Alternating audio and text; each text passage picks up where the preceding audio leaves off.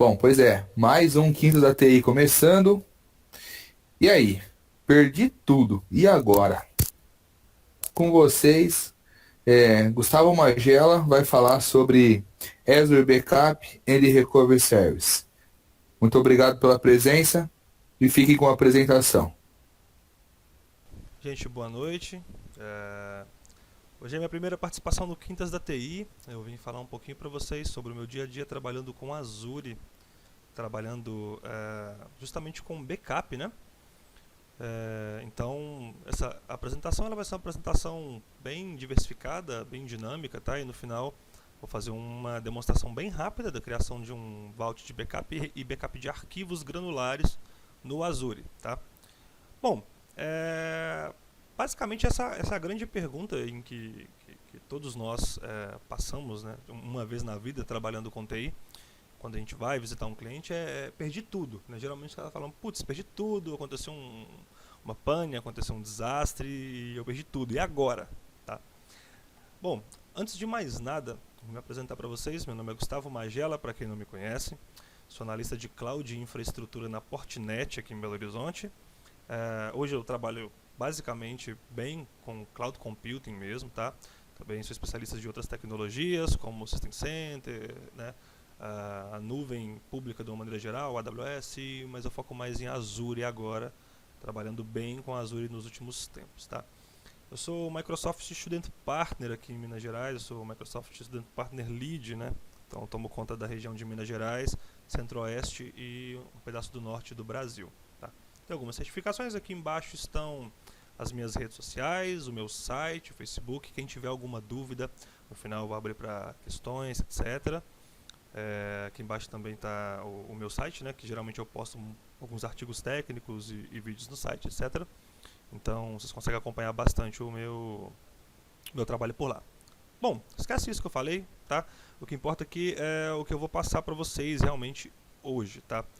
Bom, eu coloco essa data no início dessa minha apresentação de backup geralmente porque foi durante algum tempo eu venho estudando granularmente sobre backup de uma maneira geral.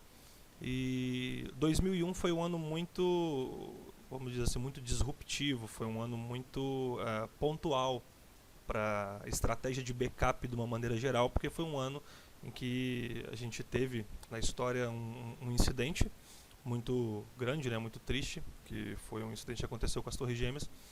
E isso nos ajudou, de uma certa forma, ajudou a tecnologia a entender melhor o processo de backup nas grandes organizações.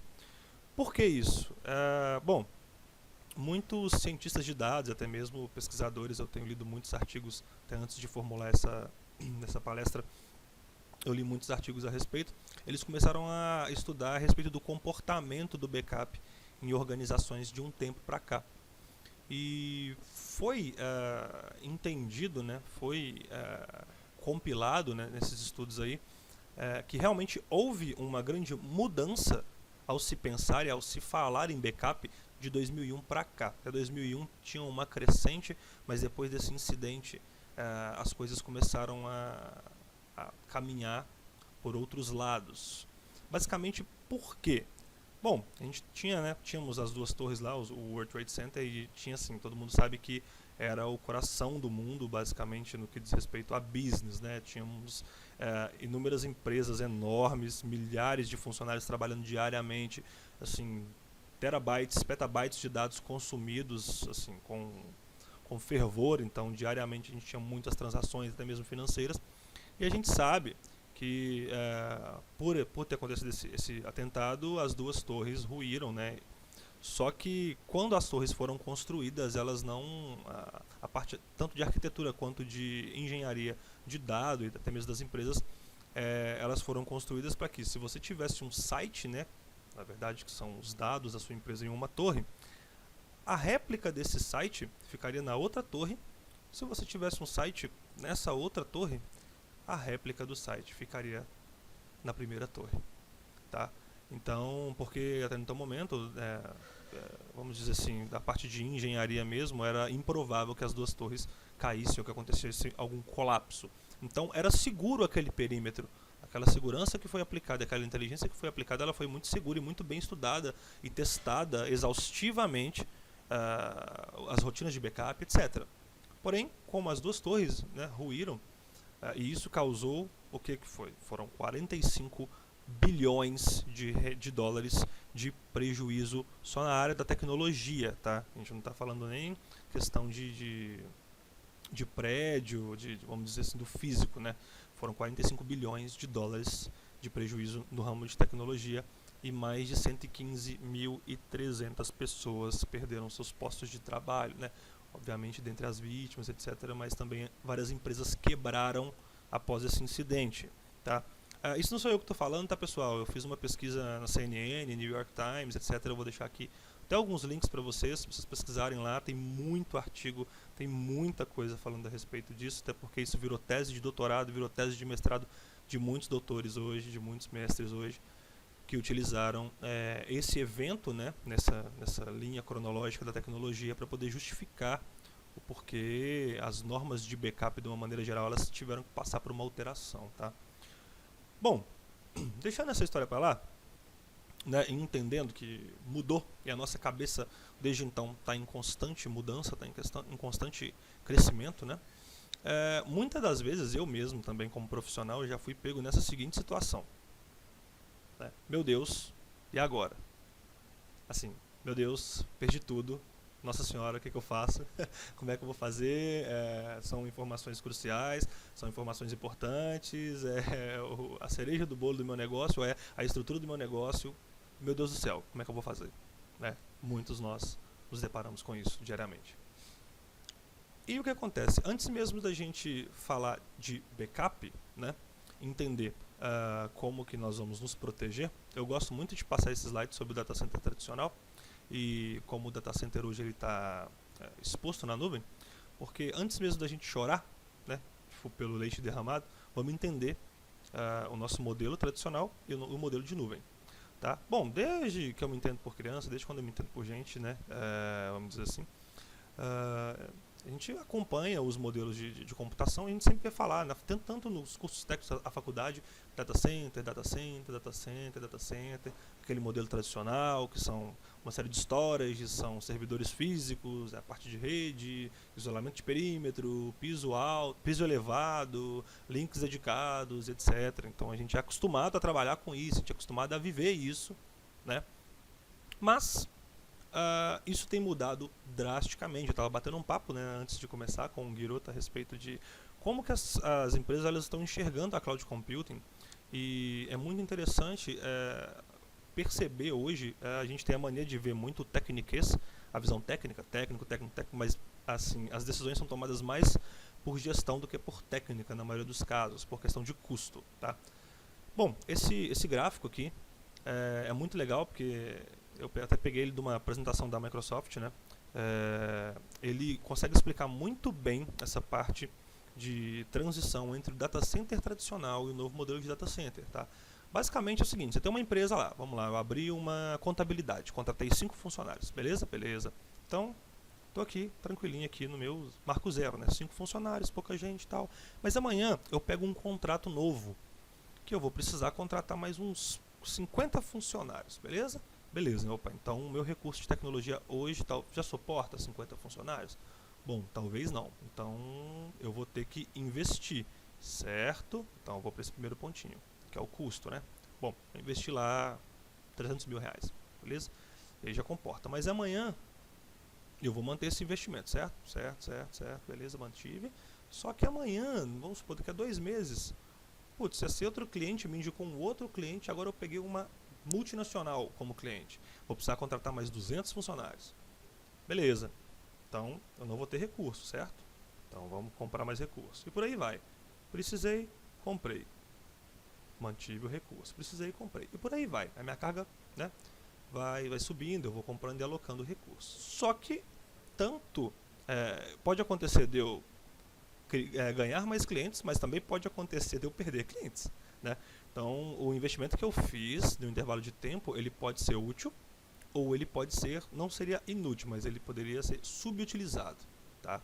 E geralmente a carga oscila. Então, o que acontece?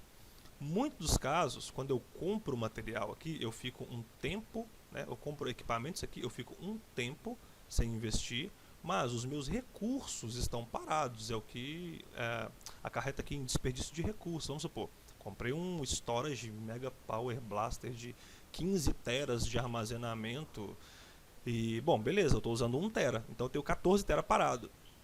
A gente cresceu, eu particularmente cresci também muito com essa visão de tipo assim, quanto mais melhor, quanto mais memória melhor, quanto mais processamento melhor, quanto mais armazenamento melhor. Porém, isso tem mudado, porque um recurso parado, ele é muito caro.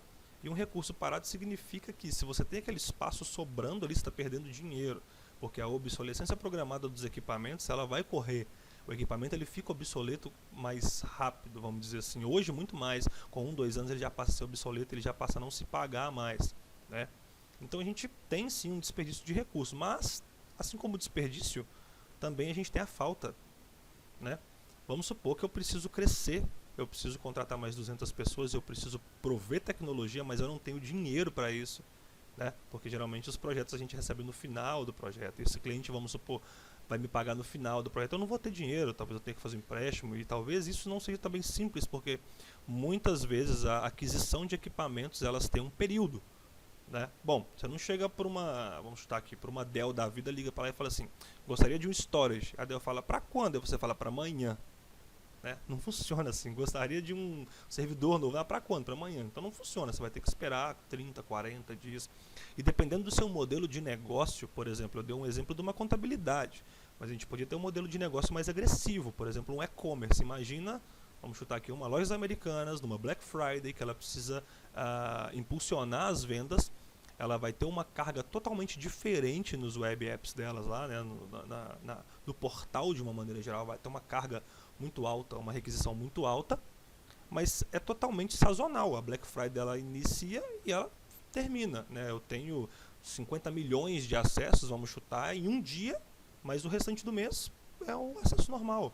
Agora imagina eu ter que comprar todo o maquinário especificamente depois da Black Friday, eu vou lá e ter que desligar tudo, e não utilizar mais, né? E depois, na próxima Black Friday, eu já ligo os equipamentos, mas talvez já não sejam tão necessários mais, não sejam tão performáticos, vamos dizer assim, mais, porque a obsolescência programada já passou, o equipamento já passou, e eu já tenho processadores novos, memória nova, e a aplicação já não suporta, eu tenho que comprar mais, aí viraria um ciclo vicioso, tá?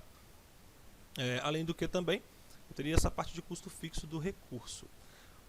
O data center sob demanda na nuvem, ele basicamente é uma senoide, tá? Eu consigo, a partir do zero, como realmente ele é do zero, porque quando você cria uma assinatura, não está te cobrado nada, né?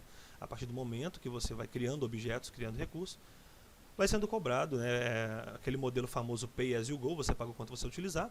Mas o que é o mais impressionante, o mais brilhante, é que eu não sofro com falta de recurso. Por quê? Porque eu consigo provisionar na hora que eu quiser. Tá? Basta ir lá clicar e provisionar uma máquina e provisionar um ambiente que eu vou ter lá, tá? Provisionado e pago pela hora. E eu também não vou sofrer com um excesso. Assim que eu terminar de utilizar esse recurso, eu desprovisiono e paro de pagar por ele. Tá? Então eu não tenho que ter nada dentro de casa, eu não tenho também que me preocupar com muitos aspectos, como por exemplo link de internet, ar-condicionado, segurança de perímetro, no breaks, geradores de energia e etc. Então muita coisa eu passo, vamos dizer assim, entre aspas, a responsabilidade, né, para a empresa que vai me prover, nesse caso a Microsoft com a Azure. Tá? Então nos deixa mais tranquilos para poder trabalhar. Hoje eu tenho pego muitos projetos de hibridismo, que seria um pedaço do data center ainda dentro de casa e o outro pedaço do data center numa nuvem pública, tá? Que é o cenário on-premise cloud, public cloud, né? E tem funcionado bastante mais. Eu tenho acompanhado algumas empresas, tem amigos meus que trabalham em outras empresas aqui em Belo Horizonte, até algumas desenvolvedoras de software, e existem empresas que não tem mais nada dentro de casa, os caras têm 5 links de internet. Tá? Dentro de casa eles têm 5 links. Um é Algar, um é CTBC, o outro etc, etc, etc, etc, e o outro é Oi, o outro é GVT e só. Eu não tenho servidor aqui. Meus servidores estão todos fora, né? Então, imaginar esse mundo totalmente de ida para a cloud, o que eu costumo dizer, a cloud está para todo mundo, tá? Mas nem todo mundo está para cloud computing. Ou seja, a gente tem que analisar o negócio, A gente tem que analisar realmente o custo de levar, não somente o custo financeiro, mas o custo operacional, o RPO, o RTO, toda uma inteligência na hora da migração e se realmente esse ambiente lá fora ele vai ser um ambiente sustentável. Nesse caso a gente vai falar de backup, que é um caso bem específico e é um caso sustentável, é um caso tranquilo de se lidar, né? Se você for parar para poder comparar com soluções on-premise, ainda assim ganha, tá?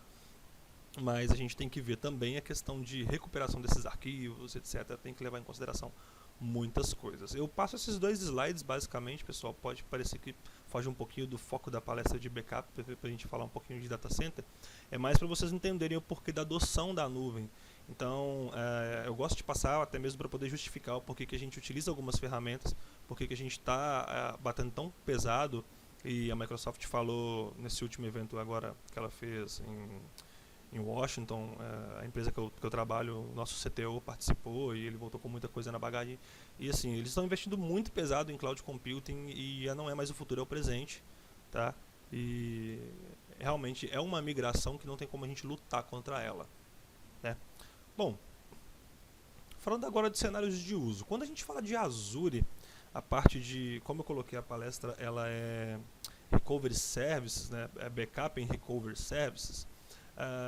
O Azure não é somente backup que eu vou falar hoje, tá? Eu vou falar um pouquinho de Disaster Recover, mas eu não vou entrar totalmente em Disaster Recover, ASR, etc. Eu vou só explicar, porque o Backup e Recovery Service, de uma certa forma, vamos dizer que é como se fosse uma cesta de funcionalidades, uma cesta de recursos que a gente pode utilizar, né? E eu não gostaria de deixar o Disaster Recover para fora porque ele faz parte dessa cesta.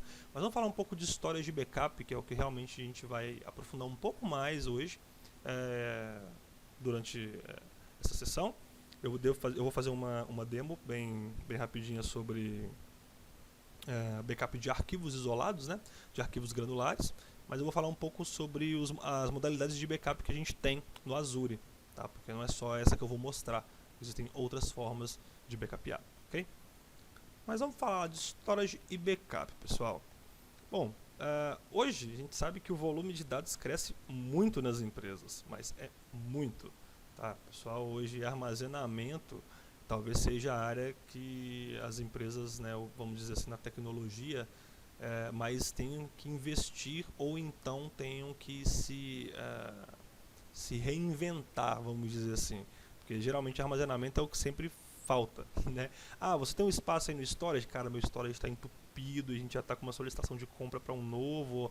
Cara, eu tenho, mas toma cuidado que a gente não pode entupir. Então, geralmente assim, e o usuário realmente a gente mexe muito com dados. Então, hoje, no papel quase que, né, não existe. Então, você recebe o quê? Conta por e-mail via PDF. Você recebe boleto por e-mail via PDF. Você recebe contrato por e-mail via PDF.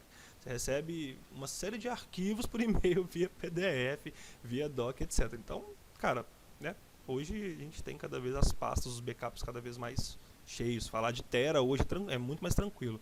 Há uns 4, 5 anos atrás, quando a gente falava assim, o backup é 2 terabyte e tal, a gente falava, putz, 2 tera, que coisa absurda. Hoje, quando o cara fala pra mim, meu backup é 1 tera, eu falo, nossa, tá errado, tem certeza que está fazendo um backup completo, tá tudo aí dentro mesmo, não tá faltando nada, vamos rever a política. Porque realmente tem crescido muito, cresce de 50% a 60% ao ano, tá? E assim, a grande maioria do I/O, né, do input-output, da leitura dos arquivos lá, acontece nos pequenos volumes de dados. É o que? É planilha, doc, né, ponto .doc lá do Word, são esses pequenos dados que são mais requisitados, tá? E o que acontece? Hoje o custo de um storage, vamos supor, do giga por storage, geralmente essa conta é feita por giga, é 4 vezes mais do que um custo de armazenamento na nuvem, tá? Isso foi a Forrester que fez essa pesquisa. Então, por exemplo, se você for armazenar 1 GB dentro de casa, custa 4 vezes mais do que você armazenar esse mesmo GB na nuvem, né? Assim, o custo realmente é bem atenuante, vamos dizer assim. E aí, além do que, também tem os procedimentos pouco ortodoxos, né, galera? Para backup, pessoal que tira umas cópias aí. E muitas das vezes você acha que está seguro, mas não tá. Tá fazendo cópia, mas não tá fazendo cópia, né? Seus dados estão legais, são seguros, mas não estão, porque depende muito do operacional, né? Utilizar fita LTO, utilizar software de terceiros. Tem muita gente que faz via Robocop, via Cobian. Eu já vi de tudo, né? Backup de empresas grandes assim sendo manipulados, os dados manipulados de qualquer maneira, o que realmente nos assusta bastante, tá? E aí acaba que o chefe dos caras, né, pede para poder fazer uma limpeza e muitas das vezes os caras falam, pô, beleza, limpar o disco, chefe. Tranquilo, sossegado, eu vou limpar. E o cara fica mais ou menos irritado, né, cara? Porque, assim, hoje os dados, eles são, vamos dizer assim, são diamantes, cara. Hoje existe empresa que só trabalha com dados. E tem muita empresa que o valor dela está nos dados que elas estão trabalhando ali. Então a gente tem que ter muito cuidado em como a gente vai tratar, em como a gente vai copiar, em como a gente vai armazenar, em como a gente vai transmitir isso, né? Até no que diz respeito até à segurança da informação. Oi? E Magela, e Gustavo. Opa. Então, assim, você disse que a maioria das empresas hoje é baseada em backup de 2 GB, 3 GB e assim por diante, né? Como assim? Aí, ó, 2 tera, 1 tera, Isso, né? 2 tera, exatamente. 3, Hoje, 3, baseado. hoje a gente pega cenário, por Uma exemplo. coisa, Pode falar. eu não sei se você ia falar isso agora, tá? É, o exemplo, eu recebi um backup e o cara que quer fazer o backup, o ambiente do cara tem 10 teras. Como que seria esse processo? Exatamente, eu vou falar a respeito disso, tá? Vou falar sobre dedupe, sobre compress. Bom, até o Thiago adiantou. Hoje, algumas ferramentas existentes no mercado, elas já fazem isso aí, né, para backup em loco, para storage. Mas no caso de trabalhar com cloud computing, você tem que levar em consideração vários fatores, né? Foi uma excelente ponderação que você fez. Você tem que levar o fator link, ok? Porque eu preciso transmitir isso para a nuvem de uma certa forma. Tem que mandar, né? Então a gente tem que fazer um cálculo a respeito disso. Mas, por exemplo, o Azure ele trabalha com os clientes de backup, né? Tanto o Mars quanto o MABS, que eu vou falar, o System Center também, o DPM e o próprio Azure Site Recovery também, eles trabalham com compression e deduplication. Ou seja, nem sempre aquilo que o cliente falou que tem é aquilo que realmente vai ocupar lá fora. Então, realmente, ele comprime o backup, ele deduplica o backup, que a deduplicação, basicamente, ela vai pegar reorganizar os blocos e desprezar os blocos idênticos de dados, né? E vai mandar isso para a nuvem, ok? E comprime bastante. Eu tenho casos, cases aqui na empresa que eu trabalho, de backup, por exemplo, diminuir de 30% a 40% a área armazenada, tá? Então nem sempre o que ele falar, se eu tenho 10 tera, é realmente que você vai mandar para lá. E existem várias formas de mandar também. Você pode mandar pelo link da sua própria empresa, você pode contratar uma empresa para poder mandar o primeiro backup, o full, e depois você fazer só o diferencial. Então existem várias formas de fazer. Você pode fazer por um link de internet convencional, você pode fazer utilizando um Express Route também, que te traz mais performance e segurança. Então existem várias formas de fazer, tá? Beleza, garoto?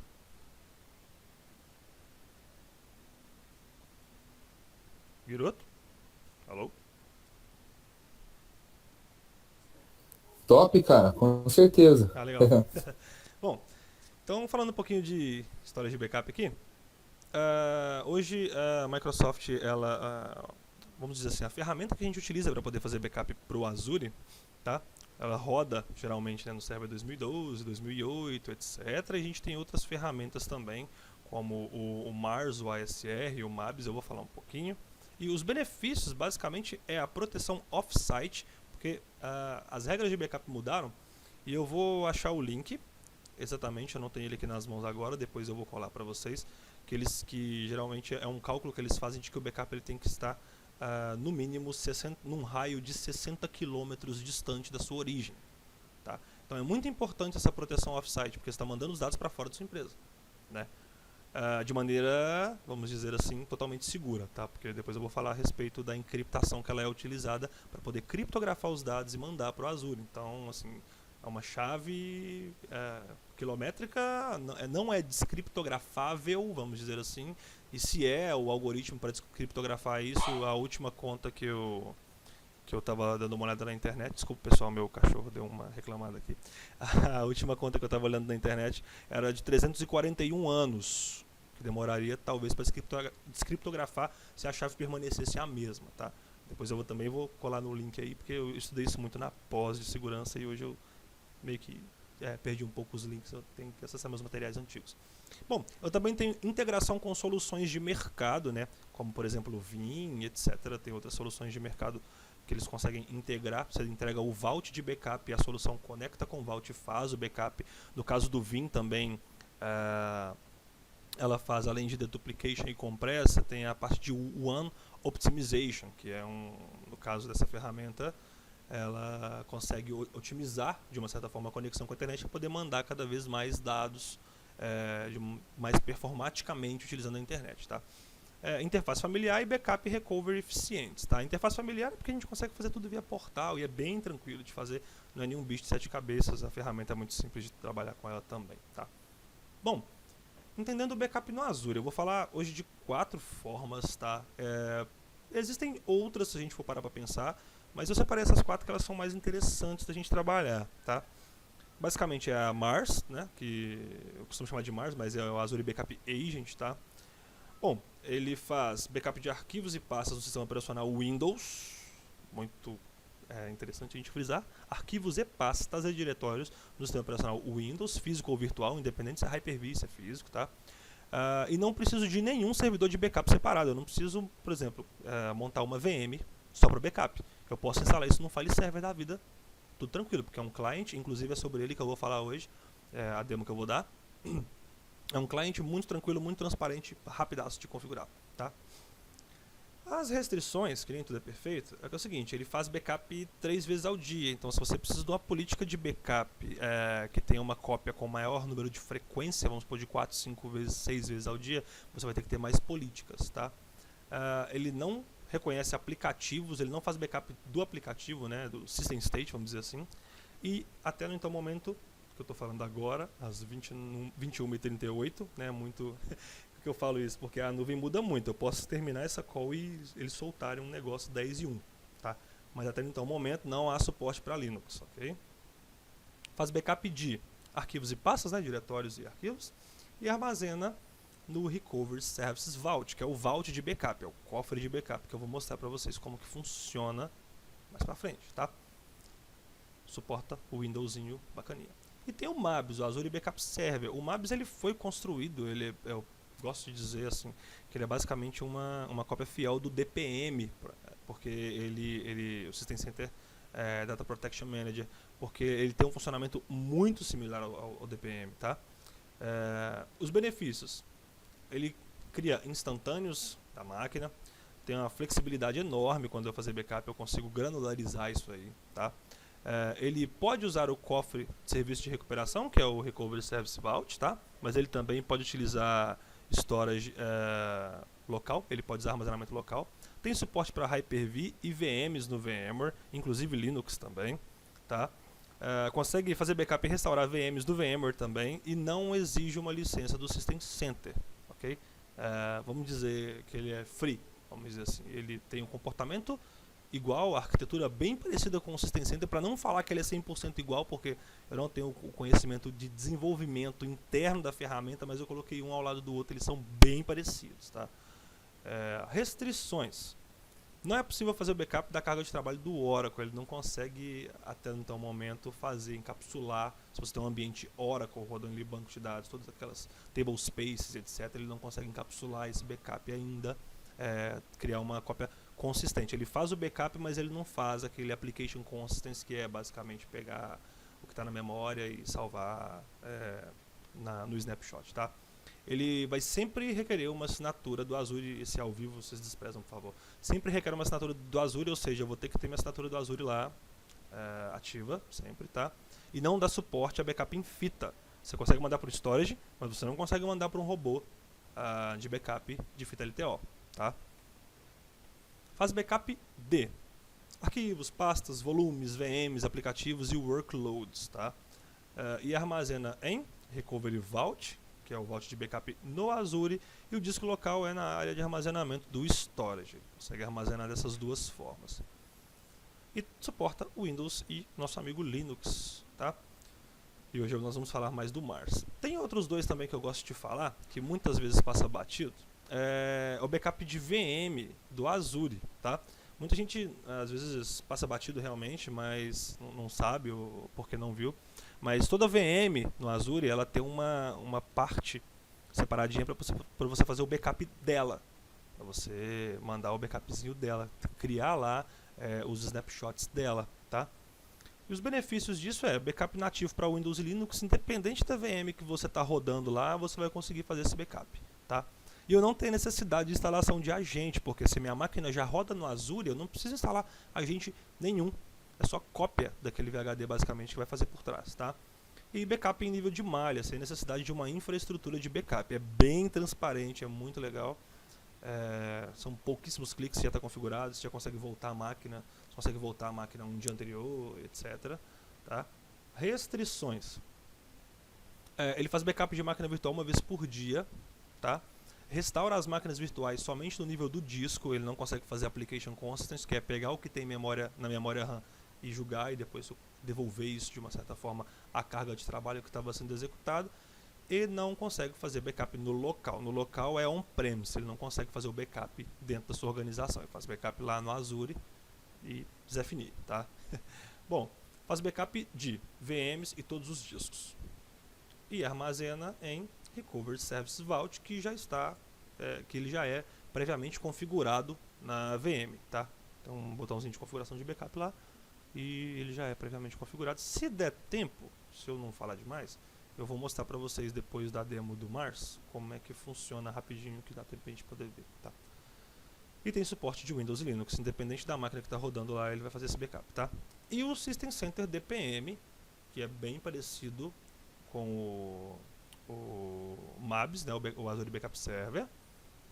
Ele basicamente tem os mesmos benefícios, mas eles têm um outro benefício bem importante, que é a backup e restauração das VMs do VMware, utilizando DPM 2012 R2, para quem já tem a suíte do System Center, trabalhar com ele no Azure é muito tranquilo. Às vezes existem empresas que já trabalham utilizando storage, já trabalham utilizando fita LTO, e aí é só adicionar, né, a funcionalidade, é só configurar ele para comunicar com a Azure e fica tudo certo, tá? Também tem a dificuldade de encapsular o workload Oracle. Ele faz backup também de arquivos, pastas, volumes, VMs, aplicativos e cargas de trabalho, não sendo Oracle, tá? Armazena em Recovery Service Vault, desconectado localmente através de storage e fita LTO, né? Coloquei somente local, que é o robôzinho de fita que fica dentro da sua organização lá, tá? Ele consegue mandar a carga de backup para fita também, para quem ainda trabalha com backup em fita, também consegue mandar, tá? E suporte para Windows e Linux também. Bom, vou falar um pouquinho do backup no Azure, tá? Seguinte, até depois mesmo que eu falei dessas 4 formas, né, de fazer o backup, tanto o Mars quanto o MABS, o System Center DPM, etc. É interessante que a gente entenda o que está por vir, tá? Porque o Azure ele basicamente vai fazer o armazenamento disso. A gente precisa entender e precisa ficar claro muitas das vezes a questão de política de backup, etc. Tá? Bom, questão de ponto de recuperação. O backup no Azure ele tem um limite de 9.999 pontos de recuperação. Cada ponto de recuperação é um backupzinho que você faz, tá? Ou uma instância protegida, vamos dizer assim, computador físico, virtual, etc. Tá? E uma instância ela só está realmente protegida depois que uma cópia de dados foi salva. Ela tiver verdinha lá como protected no caso do ASR, ou quando o dado já estiver totalmente sincronizado. Ela só está 100% protegida. Ela só conta como instância protegida quando o backup chega lá e ele é finalizado, tá? Uma outra coisa muito interessante, que às vezes as pessoas elas não se preocupam, acontece muito, tá? É porque é uma mudança de cultura, uma mudança de paradigma e uma criação de novos paradigmas, uma nova cultura também. A questão de política de backup. Muitas vezes a gente tem realmente na ferramenta a configuração dessa política de backup, e muitas vezes eu já vi pessoas em campo configurando como next, next, next, next, next, finish, pronto, acabou, sem entender realmente essa política. E é muito importante entender essa política, porque é ela que vai te falar sobre a retenção do seu backup, é ela que vai ditar, de uma certa forma, a área de armazenamento que vai ser gasta para esse backup, e é ela que vai ditar também o consumo, né, desse backup, não somente quanto tempo vai ficar retido, mas até mesmo o que eu tenho de recuperável. Então a política de backup ela é muito importante. Então até mesmo antes de ir para o ferramental, antes de sair clicando e configurando, é interessante que a gente sente, olhe para dentro de casa, olhe para dentro dos dados e crie uma política de backup bem estruturada para que a gente possa colocar em prática, tá? Tipos de armazenamento. Se tratando de backup, a gente tem esses dois tipos de armazenamento. Existem outros, até mesmo para outras finalidades, mas eu vou falar hoje do LRS e do GRS, ok? O LRS é o Locally Redundant Storage. Ele basicamente o que é? Ele replica 3 vezes o mesmo dado, né, a mesma proteção, dentro do mesmo data center, porém, dentro da mesma região, vamos dizer assim, porém em data centers ou locais diferentes, mas dentro da mesma região. 3 vezes. Então você tem um dado num storage aqui, um outro dado no outro storage. O mesmo dado. Tá? Já o GRS, o Geo Redundant Storage, ele replica, na verdade, são 6 vezes. Ele replica 3 vezes internamente, nessa região, vamos dizer assim, e 3 vezes fora. 3 vezes em uma outra região. Né? Então ele pode replicar 3 vezes aqui no Brasil e 3 vezes nos Estados Unidos. 3 vezes no Brasil, 3 vezes na Austrália. 3 vezes no Brasil, 3 vezes na Europa. E isso te dá uma maior disponibilidade dos dados. Por quê? Se acontecer algum acidente biológico, se acontecer algum cataclisma ou intempérie natural ou até mesmo desastre no próprio data center local, eu tenho a cópia desses dados em outro lugar que está a milhares de quilômetros de distância daqui. Então, a diferença de um e do outro, basicamente, é que um é o dobro do preço do outro, tá? Vamos dizer assim. Geralmente perguntam, mas fora isso, qual que é a diferença e tal? Eu não vou saber falar valores, mas basicamente é isso. Mas, aí você vai precisar olhar para dentro mesmo da empresa. E se tratando de Azure, a gente também tem uma nova forma de trabalho que é a Cool e a Hot. A Cold e a Hot, né? A diferença entre as duas é o SLA. Eu não estou tratando Cold e Hot aqui, mas foi bom ter lembrado. Porque além de LRS e GRS, que é 3 cópias de um lado ou 6 cópias, eu tenho a Hot e a Cold. A Hot basicamente é a versão tradicional, é a forma que a gente tem para trabalhar, que é, eu precisei dos dados, eu consigo ter acesso aos dados. Eu precisei dos dados, eu vou lá no Vault de Backup e pego de volta. Já a Cold, ou a Cool, né, vamos dizer assim, eu precisei dos dados, eu tenho um SLA, tá, eu tenho um tempo para poder ter acesso a esses dados. Tá? Mas, putz, qual que é a diferença? A diferença é que, vamos supor, eu trabalho numa empresa que ela é um laboratório de exames clínicos, né? Exame de sangue, etc. E a gente sabe que esses laboratórios às vezes precisam reter os exames por uma quantidade de tempo X. Só que pedir esses exames de 30, 40 anos atrás é muito raro. Geralmente ninguém pede, eu quero um exame meu de 1970, sei lá, de 1990. Não pede, mas pode acontecer.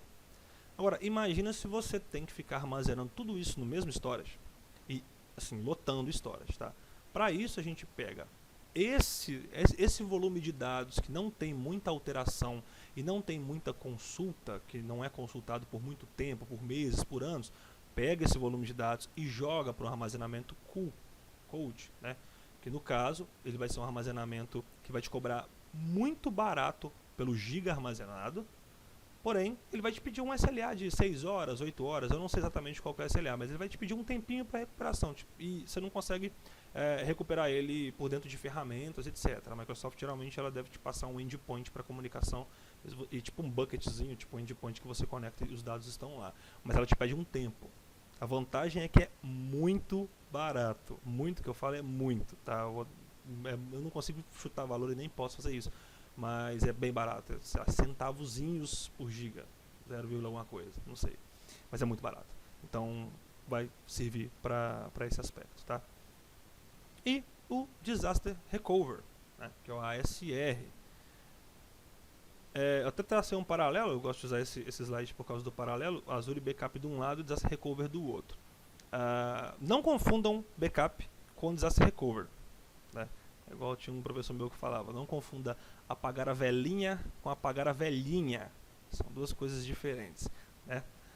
Azure Backup é uma coisa, Site Recovery é outra, totalmente diferente, cobrado de forma diferente, trabalha de forma diferente, requer uma arquitetura diferente, tá? Por isso que está um do lado, outro do outro. O foco do backup é backup, armazenamento de dados, tá? Permitindo a recuperação sob demanda. Precisei, opa, Microsoft, me devolve, devolvo, tá aqui. Ou não preciso mais não, toma, devolvo para você, armazena aí. Ou vou precisar, basicamente é isso, tá? Porém, o Site Recover, o foco principal é a proteção de VMs para recuperação de desastre. O foco principal é a proteção do ambiente. O foco principal é, se não for quase que um clone do ambiente, é que chegue perto, na verdade é um clone, tá? Mas que chegue perto a uma orquestração, de forma que se sua empresa parar, eu consigo virar a chave em poucos minutos, trabalhando na nuvem, sem quase nenhuma perda. Tá? O RPO e o RTO é acordado, mas a gente costuma chegar a ele bem baixinho, para a gente poder fazer essa vamos dizer assim, essa ida para a nuvem, né? Então, o Azure Backup, eu tenho proteção confiável de dados off-site, fora da minha organização, ok? Serviço simples e integrado, backup e restauração eficiente, tranquilaço, faço tudo via ferramenta, sossegado, não tem problema. Tem lá a minha ferramentinha, beleza, cliquei, devolveu, mandei, tá ótimo. Já o Site Recovery, eu tenho uma recuperação orquestrada, ok? Proteção automatizada e monitoramento da saúde, o que é o mais importante, né? Porque o Site Recover, ou a Azure ASR, além dele encapsular e mandar as máquinas, transformar elas em objeto de proteção, eu consigo fazer failover de teste, ou seja, subir, sei lá, uma data da minha semana ou uma data do meu mês, eu quero subir uma máquina para ver se realmente ela está sendo copiada.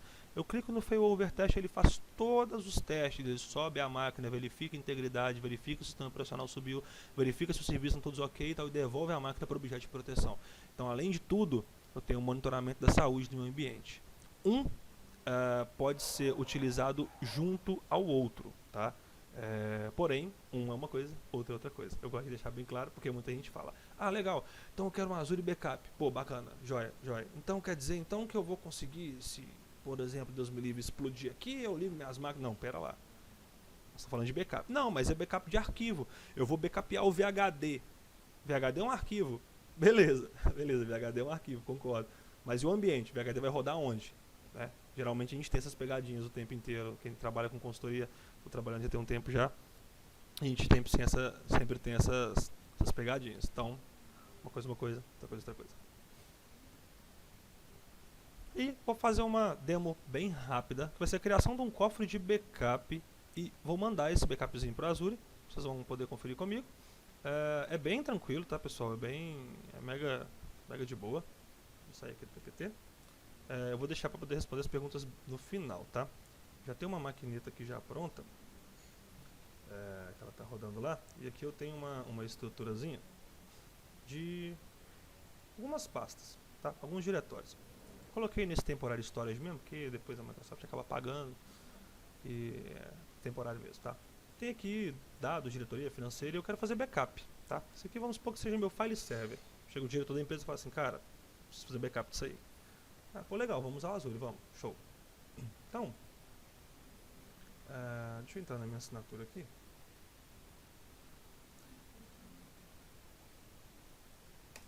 Poder mostrar para vocês como é que é a criação disso aí. E é mega rápido. Só para vocês terem uma ideia, pessoal, o backup ele é criptografado utilizando HTTPS e SSL, tá?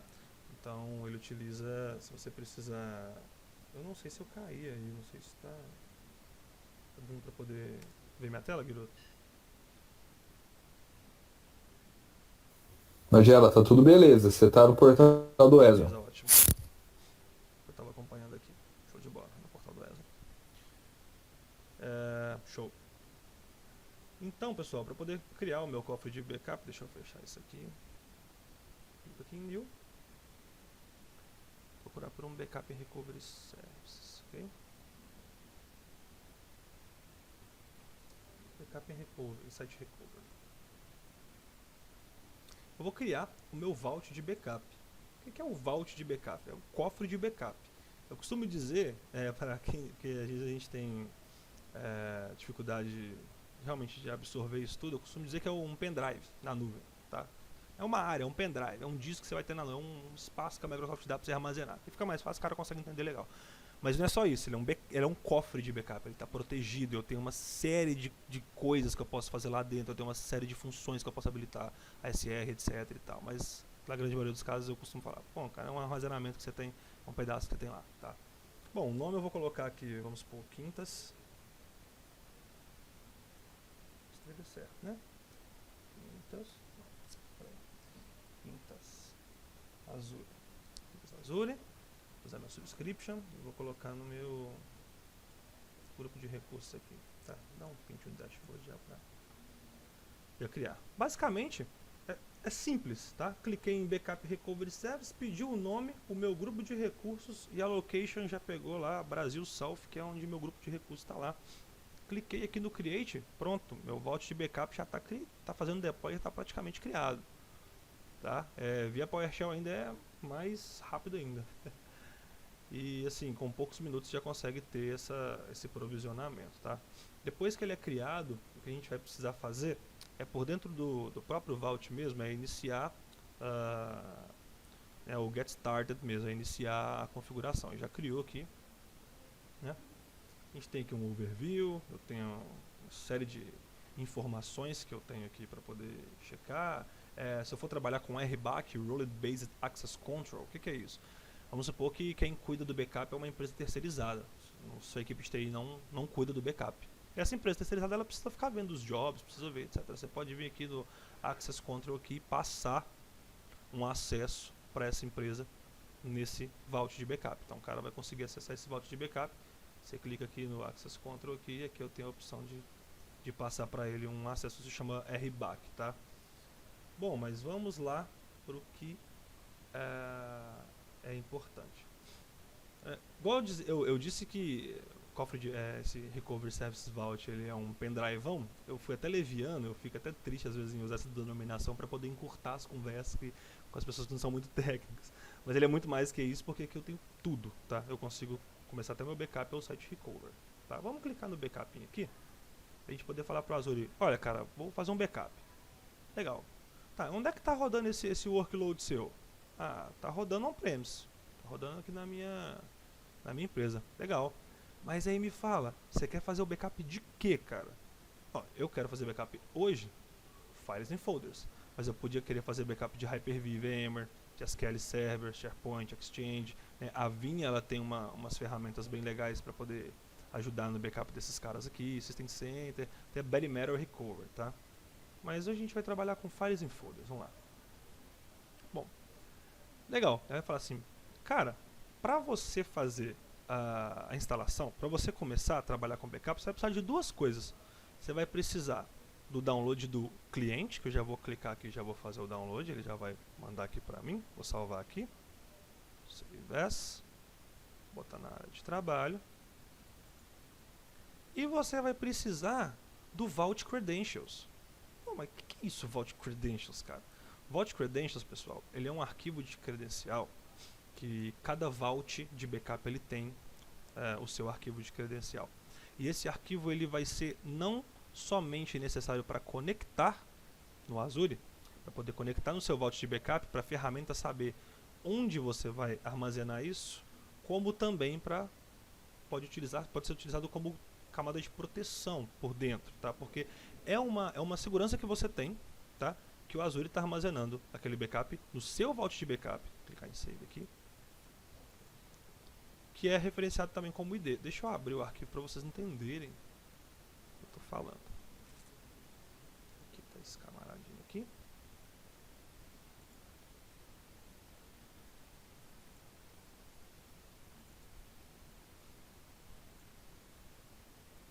Ele tem várias informações, tá? Até mesmo um enorme certificado aqui que vai encapsular essa comunicação com o Azure, tá? Ele é primordial, eu preciso dessas duas coisas, sem ele eu não consigo configurar o backup, porque é ele que vai apontar onde é que vai o backup, tá? Então, 2 cliques aqui no Mars Agente, agentão simplaço. Instalação bem tranquila de fazer, quase que um next finish, mas a gente tem outros cuidados a se tomar, tá? Putz, eu não tenho o C++ aqui 2012, mas já acho que ele vai instalar rapidinho, que eu estou trabalhando no Azure, legal. Bom, beleza, C2 pontos, a instalação, Proxy Configuration, não uso proxy, ok, autorizando a Microsoft a fazer o update, Installation, legal. Fazer a instalação do produto, a instalação é muito tranquila, ele é um agente, ele pode ser instalado em qualquer máquina, tá pessoal, não tem assim, desde que seja o Windows, tá, ele não faz backup de Linux, mais uma vez lembrando, mas ele pode ser instalado em qualquer máquina, qualquer servidor que você já tenha configurado, você não precisa criar vou criar um servidor para backup, não cara, esquece, pode instalar no file server que é bem tranquilo, ele não é muito intrusivo, tá, ele é bem tranquilo, é basicamente cópia, tá, fazendo aqui a instalação rapidinho. Beleza, já até apareceu para mim o ícone dele aqui. Beleza. Vou dar um Proceed to Registration aqui, porque ele vai fazer o registro com o Azure, ok? Ele vai pedir o Vault Credentials. Sem o Vault Credentials, daqui eu não vou para lugar nenhum, tá? Vou clicar em Browse. Vou botar o Vault Credentials que está aqui. Está validando. Nesse momento ele vai lá no Azure e fala, legal hein cara, backup vault, chamado Quintas Azure, rodando no Brasil Surf, legal, a identificação da subscription tá aqui, massa hein. Então vamos fazer o seguinte, Magela, você quer encriptar esse backup, cara? Você quer encriptar, mandar encriptado para a nuvem? Pô, quero.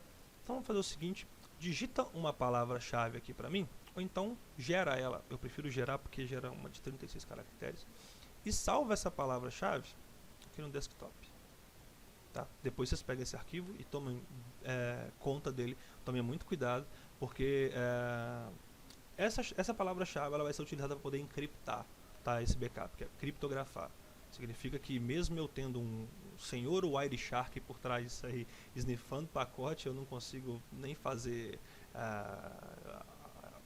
vamos supor assim, o roubo desse pacote eu não consigo abrir porque ele está encriptado com essa palavra-chave, ok?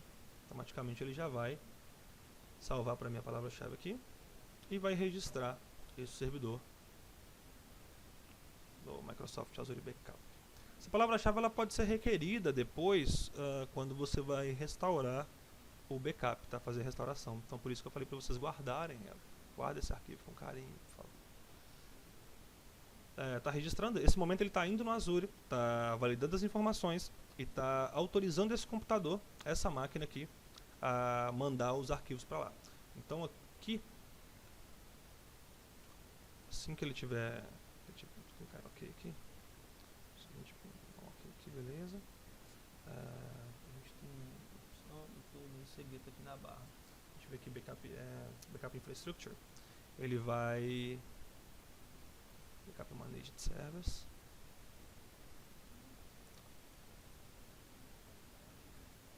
Aqui, se ele vai aparecer para mim, tá fazendo aqui ó, Azure Backup Agent 1, já apareceu para mim.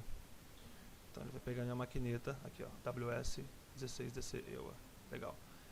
Então já deve ter feito já fez o registro, show de bola. E o password já tá aqui ó, bacaninha. Close. Bacana, essa é a interface do Mars, tá? Do Azure Backup Service, né? do Microsoft Azure Backup Client, vamos dizer assim. Tá falando que não tem nenhum backup configurado, ok? O register server, basicamente o que eu vou fazer é para registrar um servidor, mas já está registrado. O schedule backup, aqui que eu vou fazer a minha política de retenção, tá? Minha política de backup é aqui. Então, a primeira coisa que eu vou fazer é schedule backup. Ele vai falar, bom, buscando informações sobre a política. Se eu já tiver uma política criada, beleza, show de bola, joia. Mas se eu não tiver, ele vai te trazer uma página em branco. Tá? Que é pra gente criar uma nova política. Vamos lá. Primeira coisa ele tá falando assim, cara, você quer fazer backup de quê, velho? Eu falei, bom, quero fazer backup do seguinte, cara. Quero fazer backup aqui do D2 pontos, dados, diretoria e imagens. Quero fazer do financeiro, não. Não, mentira, vou fazer do financeiro. Beleza? Beleza. Eu tenho inclusive também exclusões, tá? Se eu quiser mandar um diretório, tipo, tem um diretório, e dentro dele tem 50.000 pastas. mas eu quiser excluir só 10, beleza, eu também trabalho com exclusão, tá? Então, next. Show de bola. Vocês lembram que eu falei que eu só tenho 3 datas, 3 horários em um dia em que eu posso fazer esse backup? Então eu tenho 3 janelas, vamos dizer assim. Posso configurar só uma ou posso configurar as 3, tá? Bom, vai do gosto do freguês, tá? Eu vou configurar uma aqui, sei lá, vou colocar 2 à tarde, ok? E eu também posso optar por backup diário ou mandar, ok? Via week, mas mais pra frente vocês vão entender, semanal. Mais pra frente vocês vão entender que eu também tenho um mensal na política de replicação, eu tenho um anual e etc. Mas esse aqui basicamente é quando o backup vai rodar. Bom, eu quero que roda todo dia? Não, eu quero que roda uma vez na semana. Beleza? Beleza. Vamos lá. Vai rodar pra mim 2 horas da tarde. Daily Retention Policy, tá? Beleza, ele vai reter todo dia por 180 dias, depois ele vai começar a subscrever. O Weekly Retention Policy, todo sábado, às 2 horas da tarde, 104 semanas, depois ele vai sobrescrever, ok? Monthly Retention Policy, o último sábado da última semana, 2 horas da tarde, por 60 meses, depois ele vai sobrescrevendo. Yearly Retention Policy, o último sábado da última semana de março, às 2 da tarde, por 10 anos, depois ele vai sobrescrever. É muito interessante que a Microsoft ela fala, e como realmente que é uma das poucas soluções de backup orientadas com a nuvem, né, que ela te dá até 99 anos. Você colocar aqui 99 anos, passa legalzão, você tem 99 anos de retenção, depois passa a sobrescrever. Tá? Acredito que eu não esteja nem aí para poder ver isso sobrescrever, tá? Bom, vamos dar um next. Aqui eu posso optar também por criar uma retenção offline, tá? Se eu quiser trabalhar com uma retenção offline, okay? E aqui é a minha confirmação. Bom, como é que vai ser o meu backup então, Magelão? Vai ser o seguinte, cara, backup é o que está no D que você pediu, todo dia 2 horas da tarde, através da rede, ok? Initial Creation Network, beleza, deu um finish aqui. E a minha está criando o meu schedule, está criando o meu agendamento. Nesse momento, ele está informando para o Azure, olha, você lembra aquele servidor que registrou aqui? Se você for ali, beleza. Você lembra aquele servidor que registrou aqui? Lembro, então. Ele está me dando essa política de backup aqui, ó. Pimba. Pô, show de bola, hein? Show de bola. Bacana, mas mas era legal. Aqui eu posso mudar as propriedades, tá? Posso abrir o portal e etc. Bom, agora que tá. Tem umas outras coisas interessantes, porque esse backup só vai rodar, né, a partir de amanhã às 2 da tarde. Mas deixa eu falar, essa questão da propriedade foi interessante, tá? Abrir. Tem outras coisas bem legais que é o seguinte, a parte da encriptação. Eu posso mudar a palavra-chave. Putz, perdi. Beleza, posso mudar, ok? Proxy Configuration aqui e o throttling. Como isso salva vidas. O throttling. Tanto é que o ASR hoje, no pacote do ASR, quando você faz a instalação, ele instala junto ao Azure Backup pelo fato de ter o throttling. O que é o throttling, pessoal? Você vai chegar para o backup e vai falar assim, cara, legal, bacana, eu tenho 2 TB de dados para mandar. Obviamente tem o compression, tem o deduplication, etc. Mas ainda assim eu tenho um volume muito grande de dados para mandar. Você vai fazer o seguinte, pra você não estrangular, porque é até um ponto de importância, vamos colocar uma exclamação, ele é muito, vamos dizer assim, eu não gosto muito dessa palavra, ele é muito guloso. Se você não habilitar o throttling, ele vai consumir sua banda inteira. Tá? Ele vai pegar o que tem, o que tiver ele vai mandar dentro da janela de backup dele. No início do backup você tem 50 MB e vai drenar 50 MB da sua máquina, da sua rede. Ele vai drenar todo o seu link de internet. 60 MB vai drenar os 60 MB. O que a gente faz com o throttling? A gente fala assim, olha, dentro das horas business hours, de 8 às 18, trabalha para mim, por favor, com 2 MB. Beleza? Depois você toca o barco, trabalha com o que você quiser. Beleza, mas quando é essas work hours? Bom, essas work hours, ela funciona de 8 às 18, que é a hora que a galera está aqui trampando. A gente costuma colocar 8 da noite, a galera sempre fica até mais tarde e tal. Vamos colocar 7 da manhã, que tem a galera que chega mais cedo. De 7 às 8 da noite, segunda a sexta. Sábado e domingo, pode trabalhar com 1000 Mbps, pode trabalhar com giga, pode drenar o que você tiver. Ou então não, sábado e domingo ainda tem uma galera que trabalha, meu link aqui é de 60, pode trabalhar com 45, tá tranquilo, beleza? Quando eu der o OK, essa alteração ela é feita diretamente na placa de rede. Então você vai ver que o meu backup, né, quando no caso, se eu estivesse testando muitos dados volumosos, gigas, você ia ver que aconteceu uma linha reta. Se a gente abrisse o Task MGR lá na parte de networking, ia estar uma linhazinha travadinha nos dois. E quando mudasse lá de 6 para 6 e 1, de 8 para 8 e 1, automaticamente ele já ia consumir. Tá?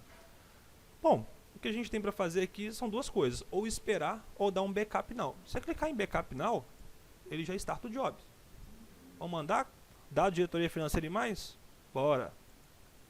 Cliquei em backup, transferindo dados. Ok? Posso dar um close aqui, automaticamente vai ficar essa mensagenzinha aqui. Ele está falando, ó, taking snapshot of volumes. Estamos fazendo aqui o processo de snapshot, preparando a área de storage lá. Bacaninho. E show. Aqui no Azure a gente vai ver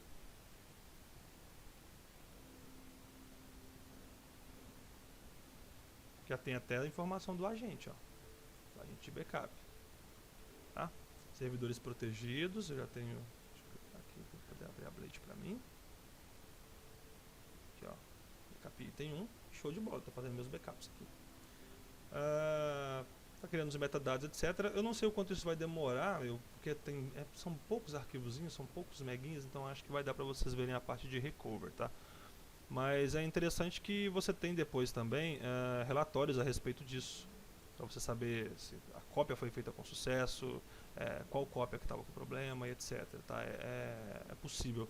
E dentro desse mesmo vault de backup, você também consegue subir outras roles, vamos dizer, outras atribuições. Eu posso ter no mesmo vault backup infrastructure e o site recover. Tá? Isso não me impede de eu chegar aqui no get started aqui, iniciar um processo de site recover dentro desse mesmo vault de backup, tá? Em backup items aqui, geralmente a gente consegue ver, olha lá, fazendo o backup do D,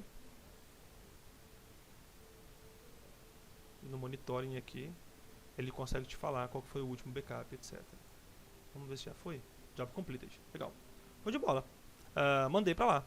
Ah, legal, aconteceu o seguinte, cara, explodiu aqui, pegou fogo, enfim, preciso fazer o recover desses dados, tá? Recover data. Ele vai falar, bom, é desse servidor ou de outro? Tipo, você pode ter outro, pode ter vários servidores. Não, é desse mesmo. Beleza. Você quer recuperar o volume inteiro ou você quer arquivos individuais? Bom, não precisa ser arquivo individual, eu não precisa ser o volume inteiro, pode ser arquivo individual, ou quero sim o volume inteiro. Vou colocar arquivos individual para vocês verem aqui. Fazendo a leitura dos meus volumes, seleciono o volume de 2 pontos. Recover point, ele me fala os recover points aqui. Tipo assim, eu quero de hoje, não, eu queria um de segunda-feira, cara, porque era uma planilha muito bacana e tal. Que tinha, o cara foi lá e excluiu e, putz, eu quero de segunda. Beleza, não tem problema, ok? Time 10:17. Aqui teriam várias horas para mim, porque a gente tem três janelas. Então teriam várias, teria 3 em cada dia. Quando eu clicar em Mount, ele vai montar para mim, ele vai trazer o backup do Azure e ele vai ter o cuidado de montar para mim uma área com esses arquivos, tá? Eu tenho essas duas opções, os arquivos separados ou então o volume inteiro, tá? Nesse caso ele vai montar uma área para mim com esses arquivozinhos que foram backupeados. Deixa eu ver aqui. Aqui, ó, montadinho, mais 2 pontos. Então, ok. Aqui, ó, recover volume is available até as 4:19 da manhã, ok. O tempo de montagem ele pode ter no máximo 24 horas, ok? E vamos lá, deixa eu ver aqui. Deixa eu abrir aqui para vocês verem a visão que eu tenho. Essa aqui. Deixa eu abrir um outro.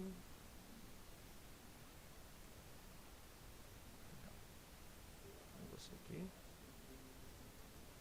Tem temporary storage, que era o meu antes. E o meu que está montado aqui. Ambos estão com todos os dados, tá? O que é importante nessa parte do backup, pessoal? Dele montar isso quando eu optei por individual files, porque ele não é intrusivo ao ponto de chegar no volume e dá licença que eu vou reescrever o volume todo. Ele te monta uma outra partição para você ir lá e selecionar o que você quer recuperar. Isso é bem interessante porque se você escolher esse volume todo, ele poderia vir no volume e falar: dá licença, falou volume, um abraço, vou te reescrever, toma. E entregar um volume daquele dia, tá? Então por isso que é bem, vamos dizer, peculiar isso aí. É interessante que vocês façam com muito cuidado, façam com, já teve casos de assim, porque o volume continua sendo escrito, o backup continua sendo feito, mas o volume continua tendo alteração. Dependendo, você volta um volume de segunda-feira inteiro, e aí tinham outros arquivos lá dentro que a pessoa não precisava. Às vezes é uma planilha do financeiro e você voltou a pasta inteira e os caras tinham trabalhado em muita coisa e já era. E aí você acabou dando um tiro no pé, tá? É isso. Beleza, posso dar um monte aqui, beleza, tranquilão, já fiz a minha recuperação. Ele desmonta lá a unidade para mim. E voltamos ao estágio natural. E o próximo backup vai ser feito às 2 da tarde de amanhã, tá?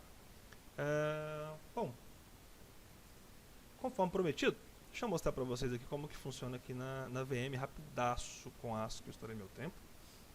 Eu tenho umas VMs aqui.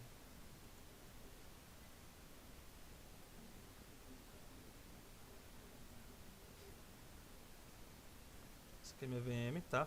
E aqui embaixo, pessoal, conforme eu falei do backup de VM, eu tenho aqui, ó, já o espacinho de backup aqui, ó. Já tem uma labelzinha aqui, um serviço de backup. Então essa aqui é a minha máquina virtual, com meu IP, etc. Parará. Eu vou mudar esse IP, claro, né? E eu tenho aqui a parte de configuração do backup, beleza? Já crio um vault de backup, já crio uma política aqui. Vai falar, olha, vamos fazer backup dessa VM, sossegado e tal. Deixa eu criar esse vault de backup aqui. Tô carregando aqui ainda.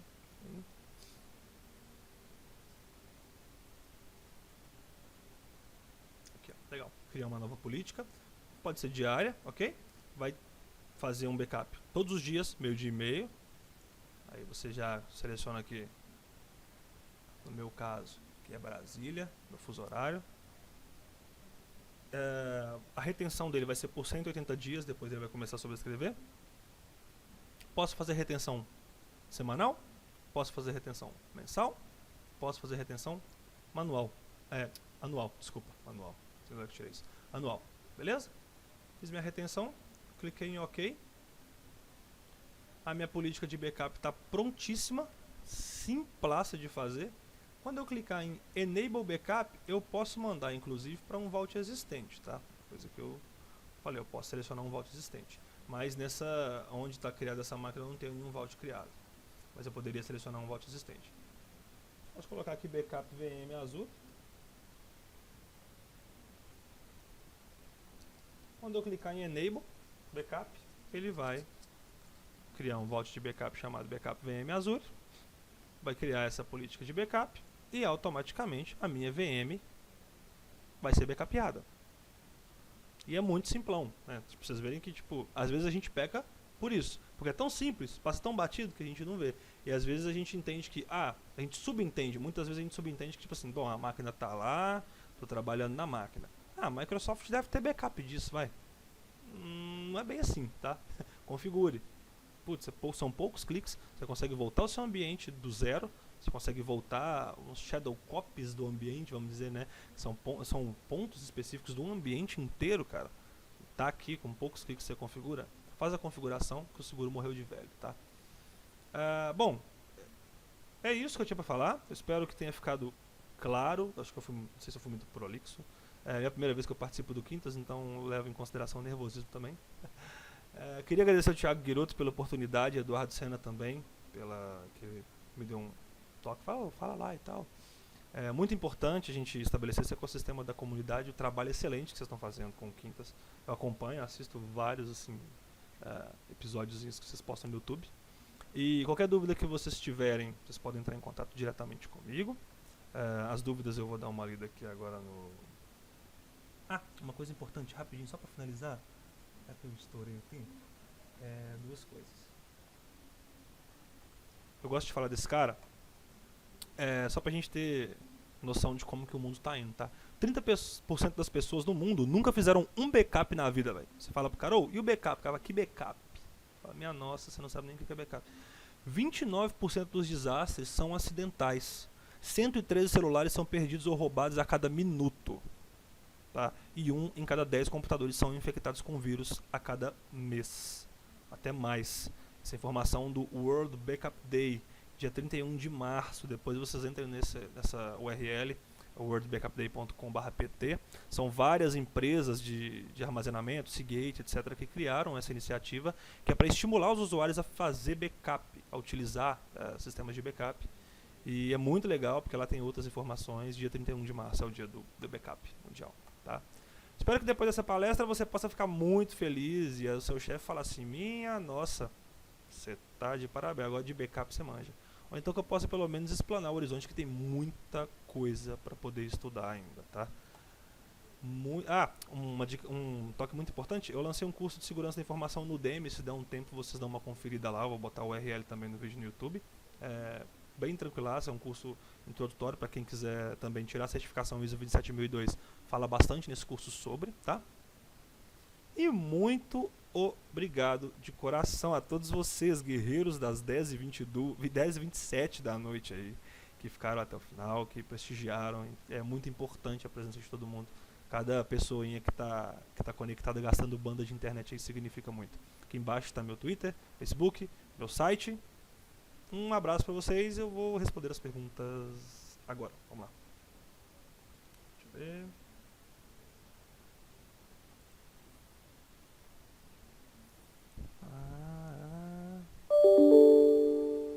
Bom, legal. Alguém tem alguma pergunta, pessoal, específica, assim, tal, para fazer? Vou agradecer ao pessoal, Brown, Senna, Veras, Érica Albuquerque, Fabrício Moraes, obrigado por terem participado. Rodrigo Maldonado, valeu demais. Cícero Almeida, brigadaço. É isso aí. Guiroto, tá me ouvindo? Tô sim, Magela. Muito boa, cara. Top demais a apresentação. Com certeza aí vai estimular, além de estimular, vai fazer com que as organizações aí pensem melhor sobre a segurança dos seus dados, né? Sim. Não só um backup, mas também voltado ao que eles estão fazendo com esses dados, como está sendo tratado, né? Exatamente. Continuidade desses dados, né? Exatamente. Então, essa é a ideia que você passou, é uma ideia muito importante e você já mostrou como é simples ter um backup em nuvem, né? Exato. Sensacional, cara, Eu que parabéns. agradeço pela oportunidade de queria te parabenizar pela iniciativa Quintas, que é sensacional, cara. Valeu, cara, a gente que agradece. Muito obrigado, pessoal, todos que estiveram aí presentes hoje no Quintas. É um tema sensacional, importantíssimo, né? E que bom que vocês já estão ligados aí. Magel, novamente, muito obrigado. Uma boa noite, galera, e até quinta-feira que vem com mais um Quintas da Show de TI. bola, pessoal. Um abraço, brigadaço e brigadão, Guiroto. Valeu, um abraço.